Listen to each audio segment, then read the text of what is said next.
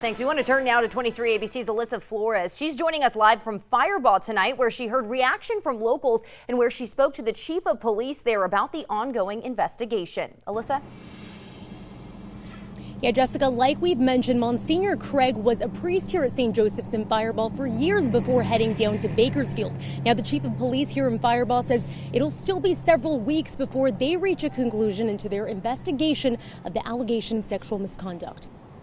The Fireball community in shock Thursday as they learned about allegations of sexual misconduct being brought on Monsignor Craig. Fireball Police Chief Sal Raygoza says Monsignor Craig worked at St. Joseph's Catholic Church in the 90s and early 2000s, and it'll take weeks to interview anyone who knows anything in relation to the claim made by a man, then teenage boy in the early 2000s. The department asking anyone else with information to come forward. We're looking into the possibility of there being other victims. Bakersfield Police say they're not currently investigating sexual misconduct by Monsignor Craig, but Chief Raygoza says they'll be reaching out to other law enforcement agencies in places where Monsignor Craig had ties as part of the investigation. We are contacting other cities where he worked at to see if there were any allegations or any reports taken by those agencies related to sexual misconduct. In the meantime, we spoke to several people who say as parishioners at St. Joseph's, they were surprised to learn about the allegation and said Monsignor Craig, known to them as Father Craig at the time,